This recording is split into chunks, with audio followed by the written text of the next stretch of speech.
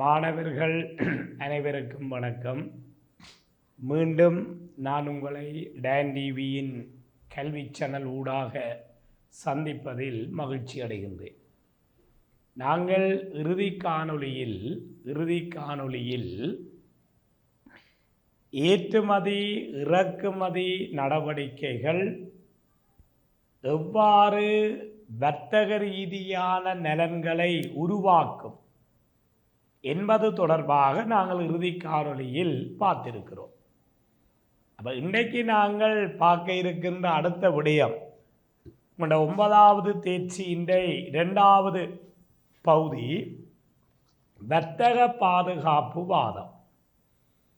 வர்த்தக பாதுகாப்பு வாதம் என்ற விஷயம் தொடர்பாக நாங்கள் இன்றைக்கு பார்க்க போகிறோம். அப்போ முதலாவது மாணவர்கள் உங்களுக்கு விளங்கணும், இந்த வர்த்தக பாதுகாப்பு வாதம் என்றால் என்ன?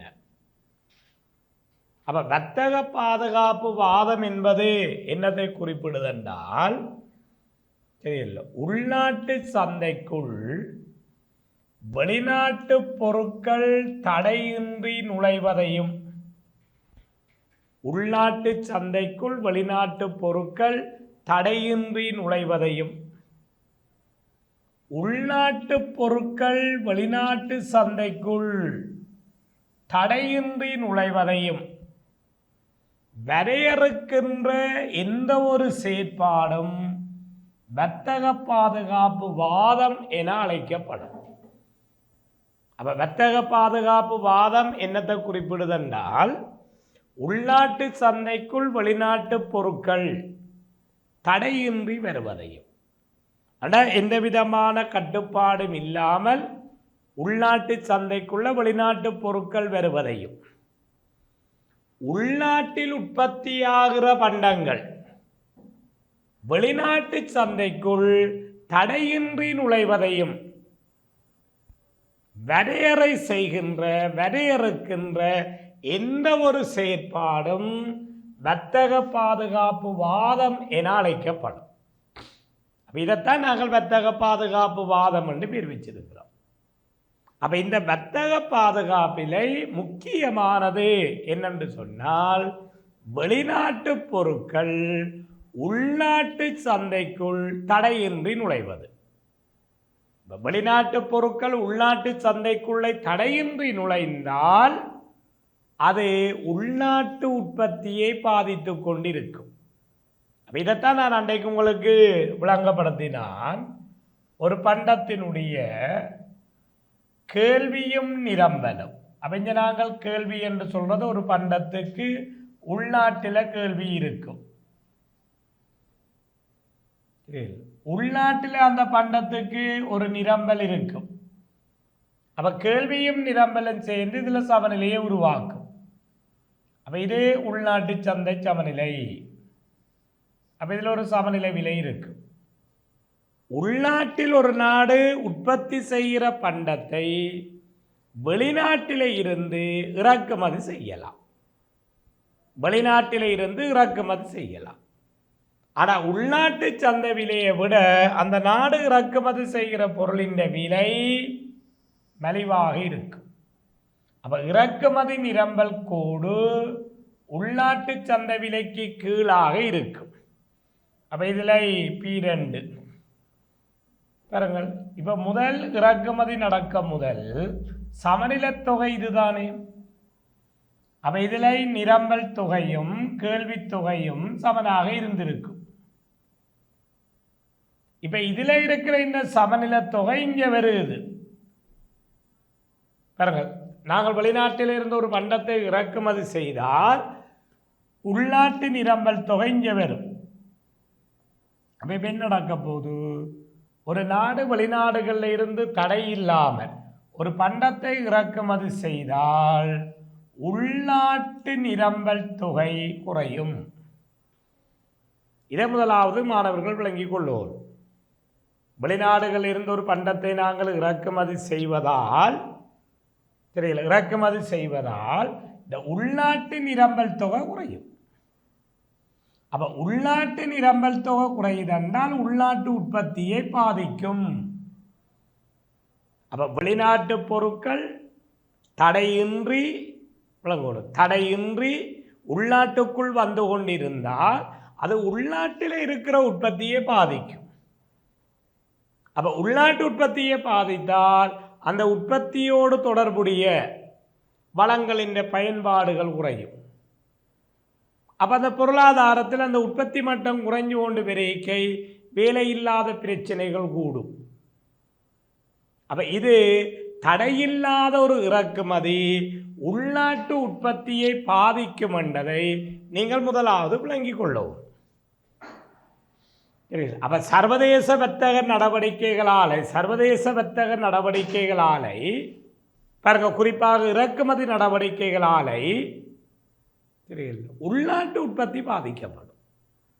அப்ப இந்த இறக்குமதி போட்டிகளில் இருந்து உள்நாட்டு உற்பத்தியை பாதுகாக்கின்ற எந்த ஒரு நடவடிக்கையும், இறக்குமதி போட்டிகளில் இருந்து உள்நாட்டு உற்பத்தியை பாதுகாக்கின்ற எந்த ஒரு நடவடிக்கையும் வர்த்தக பாதுகாப்பு என அழைக்கப்படும். அப்போ இந்த வர்த்தக பாதுகாப்பு வாதத்திலே முக்கியமான விஷயம் என்னன்றதை நீங்கள் விளங்கிக் கொள்ளுவோம். இந்த வர்த்தக பாதுகாப்பு, அப்போ ஒரு நாடு இறக்குமதி போட்டிகளில் இருந்து உள்நாட்டு உற்பத்தியை பாதுகாக்கின்ற இந்த வர்த்தக பாதுகாப்பு வாதம், இந்த வர்த்தக பாதுகாப்புக்காக ஒரு நாடு மேற்கொள்ளுகின்ற நடவடிக்கைகள் என்ன, செயற்பாடுகள் என்ன? அப்போ வர்த்தக பாதுகாப்புக்குரிய நடவடிக்கைகள் ரெண்டு. ஒன்று தீர்வை வரி நடவடிக்கைகள். தீர்வை வரி நடவடிக்கைகள் பாருங்கள், இப்போ வெளிநாட்டு பொருட்கள் இப்போ உள்நாட்டு சந்தைக்குள்ள தடையில்லாமல் வாரதை கட்டுப்படுத்த வேண்டும் என்றால் இறக்குமதிகள் மீது நாங்கள் வரிகளை அறவிட வேண்டும். உள்நாட்டில் உற்பத்தியாகிற பண்டங்கள் வெளிநாட்டு சந்தையை நோக்கி தடையில்லாமல் போறதை கட்டுப்படுத்த வேண்டும் என்றால் ஏற்றுமதிகள் மீது தீர்வையை அறவிட வேண்டும். அப்ப ஏற்றுமதி இறக்குமதி, ஆனால் இதில் எங்களுக்கு முக்கியம் இறக்குமதி. அடுத்தது தீர்வை அல்லாத நடவடிக்கை. இந்த வர்த்தக பாதுகாப்புக்குரிய இரண்டாவது நடவடிக்கை தீர்வை அல்லாத நடவடிக்கை. பாருங்க, அந்த தீர்வை அல்லாத நடவடிக்கைகள் என்னென்ன இருக்கின்றது? அப்போ அதில் பாருங்க, நாங்கள் நிறைய சொல்லி இருந்தாலும் நீங்கள் ஒரு 5 நடவடிக்கைகள் சரியாக எழுத கேட்டுக்கொள்ளுவோம். முதலாவது கோட்டா முறை. இப்போ கோட்டா முறை என்று சொல்றது நாங்கள் வெளிநாடுகளில் இருந்து இறக்குமதி செய்கிற பண்டத்தை அளவு ரீதியாக வரையறை செய்வது. அளவு ரீதியாக அதைத்தான் அனுமதி பங்கு. அப்ப முதலாவது கோட்டா. இறக்குமதிகள் மீது தடைகளை பிறப்பிக்கலாம். இறக்குமதிகளை பேன் பண்றது. இப்போ உதாரணத்துக்கு பாருங்கள், இப்ப தற்போது இருக்கிற அரசாங்கம் இலங்கையிலே உள்நாட்டு விவசாயத்தை வளர்த்தெடுப்பதில் அதிக அக்கறை செலுத்திக் கொண்டிருக்கின்றது. அப்ப தற்போதைய ஜனாதிபதி பதவிக்கு வந்த காலத்திலிருந்து 2020ஆம் ஆண்டு ஜனவரி மாதம் ஆட்சிக்கு வந்தார். பிறகு இலங்கையினுடைய உள்நாட்டு உற்பத்தியை வளர்ப்பதில்லை, குறிப்பாக விவசாயத்தை வளர்த்தெடுப்பதில்லை. அப்ப இலங்கை ஒரு விவசாய நாடு. அப்ப நாங்கள் எங்களுக்கு தேவையான மஞ்சளை நாங்களே உற்பத்தி செய்யலாம்.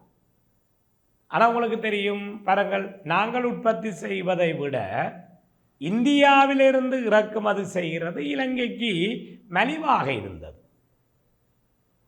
நாங்கள் உற்பத்தி செய்கிற மஞ்சளின் விலையை விட இந்திய நாட்டிலிருந்து இறக்குமதி செய்கிறது மலிவாக இருந்தது. அப்போ இவ்வளவு காலம் என்ன செய்தோம்? இந்தியாவிலிருந்து நாங்கள் மஞ்சளை இறக்குமதி செய்து கொண்டிருந்தோம்.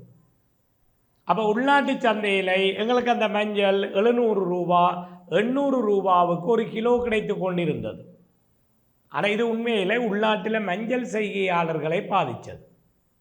அப்போ அரசாங்கம் என்ன செய்தது? இந்தியாவில் இருந்து மஞ்சளை இறக்குமதி செய்யக்கூடாது, இறக்குமதி தடை, இறக்குமதி மீது தடை. அப்போ தடை விதிக்கப்பட்டது. இப்போ இலங்கையில் மஞ்சள் உற்பத்தியாளர்களுக்கு ஒரு வாய்ப்பை அதிகரிக்க செய்திருக்கு. அப்போ வர்த்தக பாதுகாப்புக்காக அரசாங்கம் மேற்கொள்கிற தீர்வு இல்லாத நடவடிக்கையில் உண்டு இறக்குமதி தடை. அடுத்தது பாருங்கள், ஏற்றுமதி இறக்குமதி அனுமதி பத்திர முறை. உங்களுக்கு தெரியும், ஒரு ஏற்றுமதி இறக்குமதி நடவடிக்கையில் ஈடுபடுபவர்கள் ஏற்றுமதி இறக்குமதி கட்டுப்பாட்டு திணைக்களத்திலும் இருந்து அவர்கள் என்ன செய்யணும், அனுமதி பத்திரத்தை பெறவும், லைசன்ஸ். அப்ப ஏற்றுமதி இறக்குமதி அனுமதி பத்திரம் பாருங்க. இப்ப குறிக்கப்பட்ட ஒரு பண்ட இறக்குமதி எங்களோட உள்நாட்டு உற்பத்தியை பாதிக்கும் என்று நாங்கள் கருதினால் அந்த இறக்குமதிக்கான லைசன்ஸ் கேன்சல் ஆகும். அதுக்கு இறக்குமதியாளருக்கு அனுமதி பத்திரம் இல்லை. அப்ப இது அனுமதி பத்திர முறை. அடுத்தது குவித்தலுக்கு எதிரான நடவடிக்கை. குவித்தல் அவ தெரிஞ்சிருக்கும்.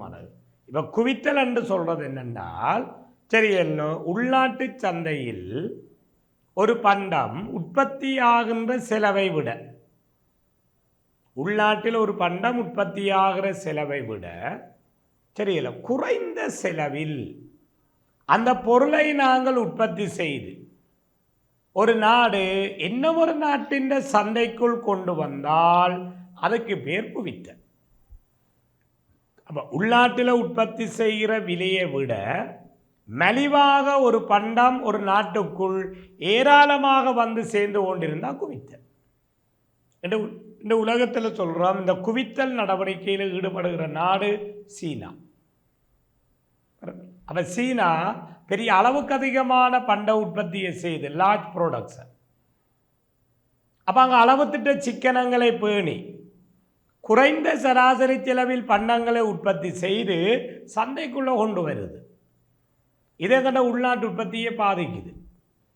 அப்போ நாங்கள் உள்நாட்டு உற்பத்தியை பாதுகாக்க வேணுமென்றால் என்ன செய்யணும், வெளிநாட்டு பொருட்கள் வருகை, அந்த வெளிநாட்டு பொருட்கள் உள்நாட்டு சந்தையில் குவிந்து கொண்டிருப்பதை கட்டுப்படுத்தவும். அப்போ குவித்தலுக்கு எதிரான நடவடிக்கை. அடுத்தது அந்நிய செலாவணி கட்டுப்பாடு. இறக்குமதி செய்வதாலே வெளிநாட்டு நாணயம் நாட்டை விட்டு வெளியேறி கொண்டிருக்கும். அப்போ அந்நிய செலாவணி கட்டுப்பாடு ஒன்றை போட்டு சொல்றது, இவ்வளவு வெளிநாட்டு நாணயம்தான் இறக்குமதிக்காக செலவழிக்கலாம். அப்படி போட்டால் அந்த இறக்குமதிகளின் அளவு தானாக குறைஞ்சு கொண்டிருக்கும். நாடுகளுக்கிடையே வர்த்தக ஒப்பந்தங்களை செயற்படுத்துதல். வர்த்தக ஒப்பந்தங்கள் இப்போ நாங்கள் அடுத்த கட்டமாக படிக்க போகிறோம். இப்போ இலங்கைக்கும் இந்தியாவுக்கும் சுதந்திர வர்த்தக ஒப்பந்தம் இருக்குது, பாகிஸ்தானோட இருக்குது, சிங்கப்பூரோடு இருக்கின்றது. இப்படியான வர்த்தக ஒப்பந்தங்களை செய்து எங்கண்ட உள்நாட்டு உற்பத்திக்கு பாதிப்பை ஏற்படுத்துகிற இறக்குமதிகளை அந்த ஒப்பந்தத்துக்கூடாக அந்த நாடு பெற்றுக்கொள்வதை தவிர்த்துக் கொள்ளும். இது வர்த்தக ரீதியான உடன்படிக்கைகள். அடுத்த உற்பத்தி தரங்களை வெளியிடல். குறிக்கப்பட்ட நியமத்தில் ஒரு பண்டம் உள்நாட்டு சந்தைக்குள்ள வர வேணும். இப்ப இந்த நியமத்தை விட அந்த ஸ்டாண்டர்ட் பொருட்களுக்கான தரம் குறைந்த தரத்திலே வந்தால் அந்த பண்டம் நிராகரிக்கப்படும். ஆகவே தர நியமங்களை நிர்ணயித்து அந்த தரத்தை விட குறைந்த தரத்தில் வரக்கூடாது என்ற ஒரு கட்டுப்பாட்டை போட்டால் இறக்குமதிகள் குறையும். பிராந்திய மட்டத்தில் பொருளாதார ஒத்துழைப்புகள், இதை நாங்கள் அடுத்ததாக படிக்க இருக்கிறோம். பொருளாதார ஒருங்கிணைப்புகள். பிராந்திய மட்டத்தில் பொருளாதார ஒருங்கிணைப்புகளை ஏற்படுத்த வேண்டும். சுய ஏற்றுமதி கட்டுப்பாடு. அண்டால் இப்போ எங்கட நாட்டில் உற்பத்தியாகிற பண்டங்கள் உள்நாட்டு மக்களின் தேவையை நிறைவு செய்து மீதமாக இருந்தால் தான் அந்த பண்டம் வெளிநாட்டை நோக்கி போகலாம். உள்நாட்டு மக்களின் தேவையை பூர்த்தி செய்யாமல் ஒரு பண்டம் வெளிநாட்டு சந்தைக்கு கொண்டு போக இயலாது. சுய ஏற்றுமதி கட்டுப்பாடு. அடுத்தது பிராந்திய ஒத்துழைப்பில் தான் நாங்கள் படிக்க போகிறோம் சுங்கக்கூட்டு. இந்த பிராந்திய சர்வதேச ஒருங்கிணைப்புகளை அடுத்ததாக நாங்கள் படிக்க விளங்கும் பிள்ளைகள் 6 வடிவங்கள் இருக்கின்றது. அதில் ஒன்றுதான் சுங்கக்கூட்டு. அந்த சுங்கக்கூட்டில் தான் காட்டல்கள், அப்போ காட்டல்களை உருவாக்குதல். அடுத்தது தடை செய்யப்பட்ட பொருள் பட்டியல். இப்போ ஒரு நாட்டில் இருக்கின்ற சுங்கப்பகுதி அறிவிக்கும் வெளிநாடுகளில் இருந்து இன்னென்ன பண்டங்கள் நாட்டுக்குள் வர இயலாது. அப்போ என்னென்ன பண்டங்கள் நாட்டுக்குள்ளே கொண்டு வரத்துக்கு கட்டுப்பாடு, தடை, அதை சொல்றது சிவப்பு நாடாமுறை. அப்போ இவையெல்லாம் என்ன? தீர்வு அல்லாத நடவடிக்கைகள். அப்போ இதில் நீங்கள் 2 விஷயம் மாணவர்கள் விளங்கி இருக்கணும். தெரியல, வர்த்தக பாதுகாப்பு வாதம் தொடர்பான நடவடிக்கைகள் 2. 2014ஆம் ஆண்டு ஃபைனல் பேப்பரை நீங்கள் எடுத்து பார்த்தீங்கள் என்றால் தெரியும். இந்த வினா நாங்கள் படித்து கொண்டு இருக்கிற வினா 8ஆம் இலக்க வினா பகுதி 2. வர்த்தக பாதுகாப்பு வாதம் தொடர்பான நடவடிக்கைகளை வை. அப்ப வர்த்தக பாதுகாப்பு வாதம் தொடர்பான நடவடிக்கைகள் அவ 2: தீர்வு நடவடிக்கை, தீர்வு அல்லாத நடவடிக்கை. 2008ஆம் ஆண்டு ஃபைனல் பேப்பர் எடுத்து பாருங்கள். 2008ஆம் ஆண்டில் கேட்டார்கள், தெரியல, வர்த்தக பாதுகாப்புக்காக முன்வைக்கப்பட்டுள்ள தீர்வு அல்லாத நடவடிக்கைகளை. தீர்வு அல்லாத நடவடிக்கை, அப்ப இந்த தீர்வையற்ற நடவடிக்கையை சொல்ல தெரியும். தெரியுமானவர்கள்? அப்ப வர்த்தக பாதுகாப்பு வாதம் தொடர்பான நடவடிக்கைகள் 2.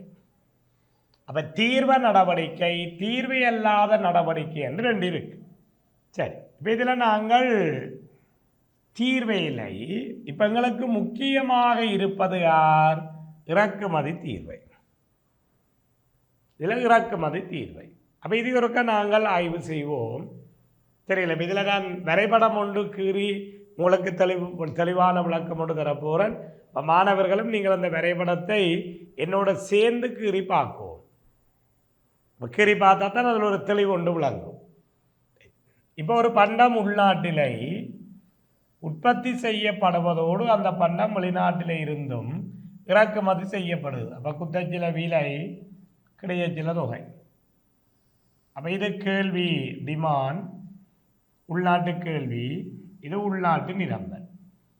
அப்போ ஹோம் டிமாண்ட், ஹோம் சப்ளை. அப்போ இந்த பண்டத்தினுடைய உள்நாட்டு சந்தை விலை P1, உள்நாட்டில் சந்தைத்தொகை Q1. இதை இப்போ இறக்குமதி செய்ய முடியும். இப்போ நாடு இந்த பண்டத்தை வெளிநாட்டில் இருந்து P2 என்ற விலையில் இறக்குமதி செய்யலாம். அப்போ கேள்வித்தொகை Q2, உள்நாட்டு நிரம்பல் தொகை Q3. அப்போ உள்நாட்டு உற்பத்தியாளன் Q3 என்ற தொகையை தருவான், கேள்வியாளர்கள் Q2 என்ற அளவத்தை தான் வாங்குவீனம். அப்போ ஆகவே அப்போ இந்த Q2வுக்கும் Q3க்கும் உள்ள இவ்வளவும் தான் நாடு இறக்குமதி செய்யும். இது இப்போ இறக்குமதி மீது தீர்வை விதிக்க முதல். அப்போ இறக்குமதி நிரம்பல் கூடும். இப்போ இங்கே இருந்த உள்நாட்டு உற்பத்தி தொகை பாருங்கள், இங்கே வந்துட்டு Q3க்கு. அப்போ உள்நாட்டு நிரம்பல் தொகையை குறைக்குது. இப்போ நாங்கள் என்ன செய்ய போகிறோம்? உள்நாட்டு உற்பத்தியாளர்களுக்கு ஒரு பாதுகாப்பை கொடுக்க போகிறோம். அப்போ அரசாங்கம் இறக்குமதிகள் மீது தீர்வை விதிக்கின்றது. அப்போ இறக்குமதிகள் மீது தீர்வை விதித்தால் இறக்குமதி பொருட்களின் விலை கூடும். அப்போ இதே இறக்குமதி நிரம்பல் கூடு பிளஸ் டரிஃப், அதாவது தீர்வைக்கு பின்னுள்ள இறக்குமதி நிரம்பல் கூடு. அப்போ இறக்குமதி பொருளினுடைய உள்நாட்டு சந்தை விலை P3 இங்கே வந்து. இப்போ உள்நாட்டு நிரம்பல் தொகை இந்த இடத்துக்கு வர, உள்நாட்டு கேள்வித்தொகை இங்கே வரும். அப்போ இதை நாங்கள் Q4 வைப்போம், இதை நாங்கள் Q5 வைப்போம். அதாவது நாங்கள் இறக்குமதி மீது தீர்வையானது அறவிட்டால் P2ஆக இருக்கிற இறக்குமதி பொருளினுடைய சந்தை விலை P3ஆக கூடும். இந்த தீர்வையினுடைய அளவால் கூடும். அப்போ இறக்குமதி தீர்வை விதிக்க முதல் இறக்குமதி செய்யும் போது உள்நாட்டு நிரம்பல் தொகை Q3, உள்நாட்டு கேள்வித்தொகை Q2. அப்போ சந்தையில் உழவு மிகை நிரம்பல் மிகை கேள்வி. அப்போ இந்த மிகை கேள்வி முழுவதையும் அந்த நாடு இறக்குமதி செய்திருக்கும். தீர்வை விதிச்சா பிறகு கேள்வித்தொகை பாருங்க Q2 இருந்து Q5 குறையும். உள்நாட்டு நிரம்பல் தொகை Q3 இருந்து Q4 கூறும். அப்போ பாருங்கள், அப்போ இறக்குமதிகள் மீது தீர்வை விதித்தால் உள்நாட்டு கேள்வித்தொகை குறையும். ஏன்? விலை கூடுது. உள்நாட்டு நிரம்பல் தொகை அதிகரிக்கும். கேள்வித்தொகை குறையும், நிரம்பல் தொகை அதிகரிக்கும். இதனால் அந்த நாட்டினுடைய இறக்குமதி மட்டம் இம்போர்ட் லெவல் குறையும். அப்போ அந்த நாட்டினுடைய இறக்குமதி மட்டம் பாருங்க இவ்வளவாக இருக்கும். அப்போ இறக்குமதி மட்டம் குறையும். தெரியல, இறக்குமதி மட்டத்தை குறைக்கும். இப்ப அரசு தீர்வை விதிச்சதால் பாருங்க, அந்த அரசாங்கத்துக்கு தீர்வை மூலம் இவ்வளவு வருமானம் கிடைக்கும். ஏன்? ரெண்டு நிரம்பல் கோட்டுக்கும் இடையில் உள்ள குத்தச்சித்தூரம் எனக்குக்கான தீர்வை. அப்ப இவ்வளவும் தீர்வு மூலம் கிடைத்த வருமானம். அப்ப ஆகவே இந்த பகுதி தீர்வு மூலம் அரசுக்கு கிடைத்த வருமானம். தீர்வை மூலமாக அரசுக்கு கிடைத்த வருமானம். அப்ப இறக்குமதிகள் மீது தீர்வை விதித்தால் உள்நாட்டு நிரம்பல் தொகை அதிகரிக்கும், உள்நாட்டு கேள்வித்தொகை குறையும். அதனால இறக்குமதி மட்டம் குறையும். அரசாங்கம் தீர்வை மூலம் ஒரு வருமானத்தை பெற்றுக்கொள்ளும். அரசாங்கம் இறக்குமதி மீது தீர்வை விதிப்பதால் ஒரு வருமானத்தை பெற்றுக்கொள்ளும். இறக்குமதிகள் மீது தீர்வை அறவிடுவதால் அங்கு என்ன இடம்பெறுகிறது என்பதை நீங்கள் முதல் விளங்கப்படுத்த தெரியும். விழா விடயம் விளங்கியிருக்கும், விழா விஷயம் அங்கே என்ன நடந்தது என்று சொல்லி. இறக்குமதிகள் மீது தீர்வை விதிப்பதால் அங்கே என்ன நடக்கும்? சரி, இப்போ நாங்கள் அன்றைக்கு ஏற்கனவே பார்த்திருக்கிறோம். இறக்குமதிகள் மீது தீர்வை விதிப்பதால் பாருங்கள், உள்நாட்டு சந்தையில் இறக்குமதி பொருளின் விலை, உள்நாட்டு சந்தையில் இறக்குமதி பொருளின் விலை கூடுது. பாருங்க, தீர்வை விதிக்க முதல் இறக்குமதி பொருளினுடைய உள்நாட்டு விலை எத்தனை? P2. அப்போ இந்த P2 என்ற விலையில் பாருங்கள், இவ்வளவுதான் உற்பத்தியாளன் மிகை. அப்போ இதை நான் ஏ என்று வைக்கிறேன். மேல் இந்த பகுதி B, இந்த பகுதி C, இந்த பகுதி D, இஞ்சால E, இஞ்சால பகுதி F, இது G, இஞ்சால பகுதி H, இந்த சின்ன முக்கோணம், இந்த பகுதி I. நீங்களே பெயரிடுங்க. தீர்வை விதிக்க முன் பாருங்க, தீர்வை விதிக்க முன் இறக்குமதிகள் மீது தீர்வை விதிக்க முன், அப்ப தீர்வை விதிக்க முன் உற்பத்தியாளன் மிகை பாருங்க, இந்த வரைபடத்தின்படி உற்பத்தியாளன் மிகை ஏ என்ற முக்கோணம், நுகர்வோன் மிகை இறக்குமதி நடந்து கொண்டிருக்குது, தீர்வை அறவிடவில்லை. அப்ப P2 என்ற விலையில Q2, அப்ப நுகர்வோன் மிகை இந்த P2 விலை, இந்த பெரிய முக்கோணம், பெரிய முக்கோணம். அப்ப இதுல I, அப்ப இதுல ஒன்று நான் J என்ற பொருள். அப்ப P2 விலை பாருங்கள், நுகர்வோன் மிகை B, C, D, E, F, G, H, I, J. அப்ப நுகர்வோன் மிகை P சக D சக E, F, ஜி சரியில்லை ஜி பாருங்கள் B C D F G H சக ஜே. அப்போ நுகர்வோன் மிகை ஒரு பெரிய P2வில் பாருங்க பெரிய முக்கோணம். அப்போ உற்பத்தியாளன் மிகையையும் நுகர்வோன் மிகையும் கூட்டவாறது பொருளாதார மிகை. அப்போ இவ்வளோத்தையும் கூட்டி விட்டீங்கன்னா இங்கே பொருளாதார மிகை வரும். ரைட். இப்போ இறக்குமதி மீது தீர்வை விதிக்க P2வாக இருந்த பொருளின் விலை P3க்கு வருகிறது. இப்போ P2வாக இருந்தது P3, அப்போ விலை கூடுது. அப்போ உள்நாட்டு நிரம்பல் தொகை கூடுது. அப்போ உற்பத்தியாளன் மிகை இந்த முக்கோணம். அப்போ உற்பத்தியாளன் மிகை தீர்வை விதிச்சா பிறகு அப்போ தீர்வைக்கு பின் பாருங்க, தீர்வைக்கு பின் உற்பத்தியாளன் மிகை ஏ சகபி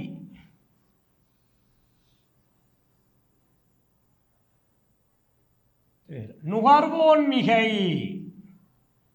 பாருங்க. இப்ப நுகர்வோன் மிகை இதை நுகர்வோனுக்கு P3 என்ற விலையில இவ்வளவு தானே கிடைக்கும். P3 என்ற விலையில் அப்ப ஆகவே P3க்கு மேலே இருக்கிறது I G H J. அப்ப நுகர்வோன் மிகை I plus G plus H plus J. அப்ப நுகர்வோன் மிகை என்ன செய்திருக்கு பாருங்க. இந்த வரைபடத்தின்படி P2வில் பார்த்தது நீ P3யில் பார்க்க நுகர்வோன் மிகை B C D E F all குறையுது. அப்ப நுகர்வோன் மிகை B plus C plus D plus E plus F பாருங்கள். இந்த சரிவக பகுதியாலை நுகர்வோன் மிகை குறையுது. உற்பத்தியாளன் மிகை ஏ ஆக இருந்து ஏ சக பி. அப்ப நுகர்வோன் இழக்கின்ற பி என்ற மிகையில வார பகுதி அதிகரிக்கிற உற்பத்தியாளன் மிகைக்குள்ள வரப்போகுது. அடுத்தது பாருங்கள், டியும் ஈயும் அரசாங்கத்துக்கு தீர்வியால கிடைக்கிற வரி வருமானம். அப்ப நுகர்வோன் இழக்கிற மிகையிலை டியும் ஈயும் அரசின் வரி வருமானத்துக்குள் வரும். அப்ப ஆகவே இழக்கப்படுகின்ற மிகையில் சியும் எஃப்பும் அரசாங்கத்தின் தீர்வை வருமானத்துக்குள் உள்ளடங்காது. அப்ப ஆகவே சொல்ல போறோம், சியும் எஃப்பும் இறக்குமதி மீது தீர்வை விதிப்பதால் ஏற்பட்ட ஈடு செய்ய முடியாத இழப்பு, dead weight loss. Dead weight loss. அப்ப இதுல இருக்கிற பாருங்கள், இந்த சியும் எஃப்பும் அங்காலயம் இஞ்சாலயம் இருக்கிற பாருங்கள் சின்ன முக்கோண பகுதி இறக்குமதி மீது தீர்வை விதிப்பதால் ஏற்பட்ட ஈடு செய்ய முடியாத இழப்பு. இவ்வளவு ஈடு செய்ய முடியாத இழப்பு.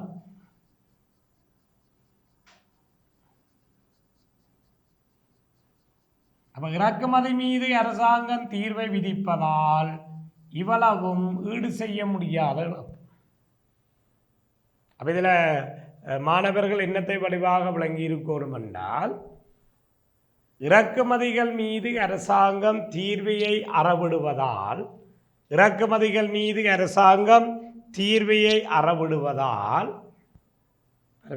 உள்நாட்டில் இருக்கிற நிரம்பல் தொகை அதிகரிக்கும்.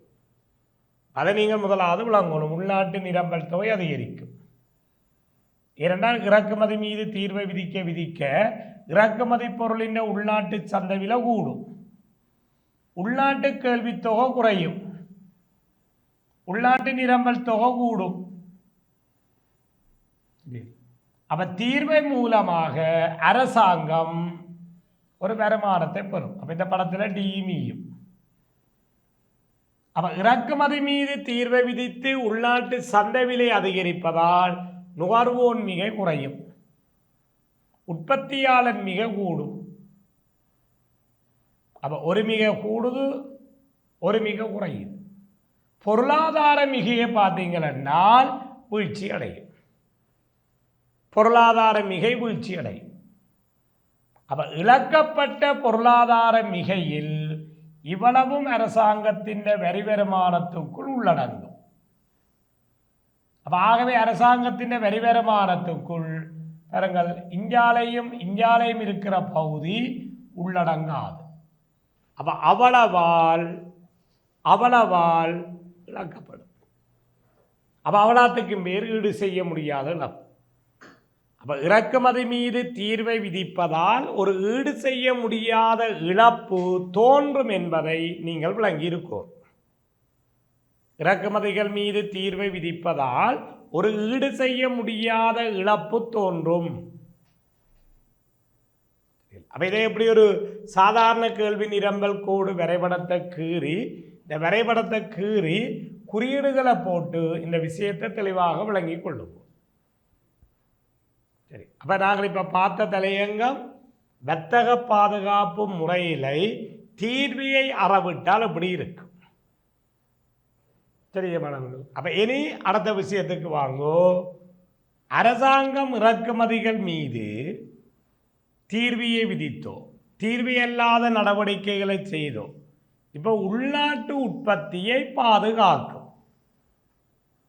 அப்ப இந்த வர்த்தக பாதுகாப்பு நடவடிக்கைக்கு ஆதரவான கருத்துக்கள், ஆதரவான வாதங்கள், வர்த்தக பாதுகாப்புக்கு ஆதரவான வாதங்கள், ஆதரவான வாதங்கள் என்று சொல்றது பிள்ளைகள், இப்படி ஒரு பாதுகாப்பு நடவடிக்கையில் அரசு ஈடுபடுவதால் என்ன அனுகூலம் நாட்டுக்கு கிடைக்கும். நீங்கள் அந்த இறக்குமதி போட்டிகளில் இருந்து இந்த உள்நாட்டு உற்பத்திக்கு கொடுக்கிற பாதுகாப்பைத்தான் மெயினாக பார்க்குவோம். இறக்குமதி போட்டிகளில் இருந்து உள்நாட்டு உற்பத்திக்கு பாதுகாப்பு, அப்படி ஒரு பாதுகாப்பை கொடுப்பதால் உள்நாட்டில் வளர்ந்து வார தொழில்கள், இந்த வளர்ந்து கொண்டிருக்கிற தொழில்களுக்கு பேர் இளம் தொழில்கள் என்று சொல்லுவார்கள், குழந்தை பருவ தொழில்கள். அப்ப இளம் தொழில்கள் பாதுகாப்பை பெறும். இப்படி ஒரு பாதுகாப்பை நாங்கள் செய்வதாலே வெளிநாட்டு பொருட்கள் உள்நாட்டு சந்தையில் குவிந்து கொண்டிருப்பதை தடை செய்யலாம். அப்ப குவித்தலை தடை செய்யலாம். வெளிநாட்டு பொருட்கள் உள்நாட்டு சந்தைக்குள்ள குவிவதை தடுக்கலாம். தந்திரோபாய ரீதியில் முக்கியத்துவம் வாய்ந்த உற்பத்தி துறைகளை பாதுகாக்கலாம்.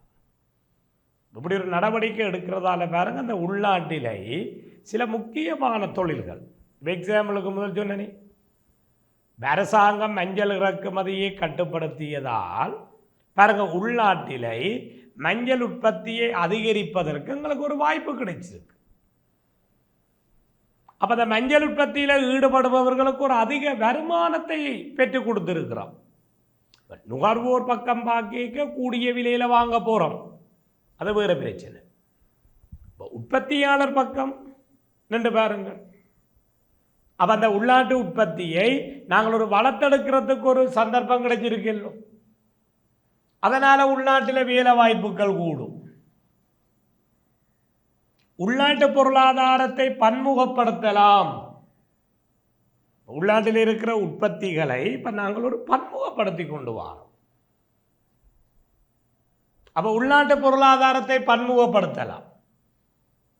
வர்த்தக பாதுகாப்புக்காக பாருங்க அரசு இறக்குமதிகள் மீது தீர்வையை அறவிடும். அப்ப தீர்வையை அறவிடைக்கை அரசாங்கத்துக்கு ஒரு வருமானம், அரச வருவாயில் ஒரு மூலாதாரமாக அமையும். செண்மதி நிலுவையில் முன்னேற்றம். தேர்ச்சி 10 படிக்க போகிறோம். வெளிநாட்டு கொடுக்கல் வாங்கல்களை ஒழுங்குமுறையாக பதிவு செய்யும் பதிவேடு தான் செண்மதி நிலுவை. இப்போ நாங்கள் இறக்குமதிகளை குறைத்தால் வெளிநாடுகளுக்காக நாங்கள் செய்கிற கொடுப்பனவுகள் அல்லது வெளிநாடுகளை நோக்கிய செலவுகள் குறையும். அப்போ செலவீன பக்கம் குறையக்க, வெளிநாடுகளுக்கான செலவீனம் குறையக்க அந்த நாட்டினுடைய செண்மதி நிலுவை முன்னேற்றம் அடையும். அப்போ செண்மதி நிலுவையில் ஒரு மேம்பாடு, சுயதேவையை பூர்த்தி செய்யக்கூடிய தேசிய பொருளாதாரம் ஒன்றை கட்டியெழுப்பதாம். அப்போ எங்களுக்குரிய தேவைகளை நாங்களே எங்கண்ட உற்பத்தி மூலம் பூர்த்தி செய்து அதன் மூலமாக எங்களுடைய மக்களை எங்கண்ட உற்பத்தி மூலமே பூர்த்தி செய்யக்கூடிய ஒரு சுய பொருளாதாரம், ஒரு சுயதேவை பொருளாதாரத்தை கட்டியெழுப்புவதற்கு உதவும். அப்போ வர்த்தக பாதுகாப்பினுடைய ஆதரவானது. அப்போ ஆதரவான கருத்துக்கள் என்றது இங்கே குறிப்பிடுவது மாணவர்களுக்கு விளங்கோனும். நாங்கள் ஒரு வர்த்தக பாதுகாப்பை கொடுப்பதால் எங்களுக்கு என்ன நன்மை, இந்த வர்த்தக பாதுகாப்பை வழங்கி கொண்டிருக்கிற நாட்டுக்கு என்ன நன்மை. அப்போ உங்கள்கிட்ட ஒரு 4 புள்ளிக்கு வினாவப்படைக்கை நீங்கள் 4 வலுவான பாயிண்ட்ஸ் எழுத தெரியும். அப்போ மீண்டும் அதை குறிப்பிடுகிறேன், அவதானித்துக் கொள்ளுங்க. இளம் தொழில்களை பாதுகாக்க உதவும், குவித்தலை தடை செய்யலாம், தந்திரோபாய ரீதியில் உள்நாட்டில் முக்கியத்துவம் வாய்ந்த துறைகளை பாதுகாக்கலாம், தொழில் வாய்ப்புகளை கூட்டலாம், பொருளாதாரத்தை பன்முகப்படுத்துவதற்கான ஒரு வாய்ப்பை பெற்றுத்தரும், பொருளாதாரத்தை பன்முகப்படுத்தலாம், அரசாங்க வருவாயில் ஒரு மூலாதாரமாக இருக்கும், செண்மதி நிலுவையை மேம்படுத்த உதவும், சுயதேவையை பூர்த்தி செய்யக்கூடிய ஒரு தேசிய பொருளாதாரம் ஒன்றை கட்டியெழுப்ப உதவும். பிறகு ஒரு வர்த்தக பாதுகாப்பை கொடுப்பதில் அனுகூலம் இருக்கு. அப்போ மாறி யோசிக்கணும். அனுகூலம் இருப்பது போல இந்த வர்த்தக பாதுகாப்பாலை எங்களுக்கு என்ன பிரதிகூலங்கள், அந்த பிரதிகூலம் என்று நாங்கள் குறிப்பிடுவதைத்தான் இங்கே சொல்லுகிறோம் எதிரான வாதங்கள். இப்படி ஒரு வர்த்தக பாதுகாப்பை நாங்கள் கொடுப்பதாலே என்ன எதிரான வாதம் ஆனால் என்ன பிரதிகூலங்களை ஏற்படுத்தும். அப்போ முதலாவது பிரதிகூலம் சொல்லுவோம், உள்நாட்டு வெளிநாட்டு சந்தைகள் ஒடுக்கமடையும். யோசிச்சு பாருங்க.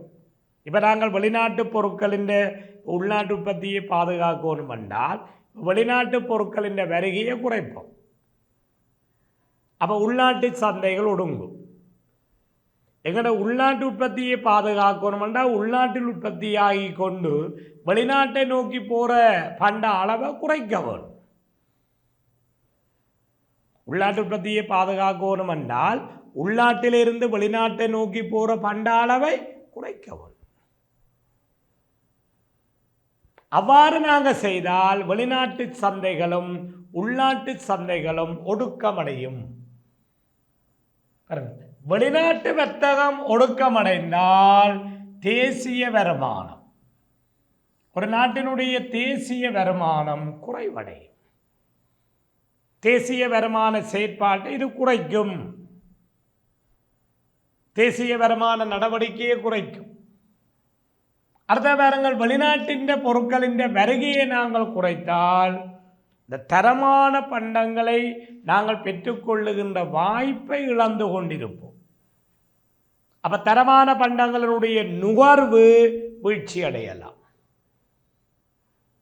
தரமான பண்டங்களின் உற்பத்தி வீழ்ச்சி அடையலாம், நுகர்வு வீழ்ச்சி அடையலாம்.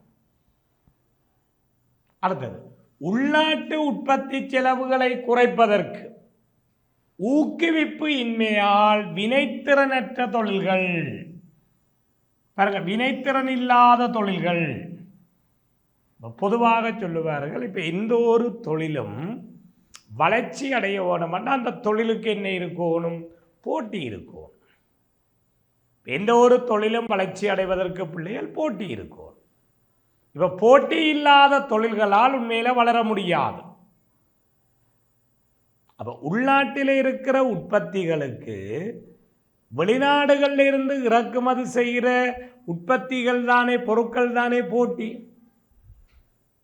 வெளிநாட்டு பொருள் நாட்டுக்குள்ள வரைக்க உள்நாட்டு உற்பத்திக்கு வெளிநாட்டு பொருட்கள் தானே போட்டி. அப்ப நாங்கள் வர்த்தக பாதுகாப்பை வழங்குவதற்காக வெளிநாட்டு பொருட்களின் வருகையை குறைக்கிறோம்.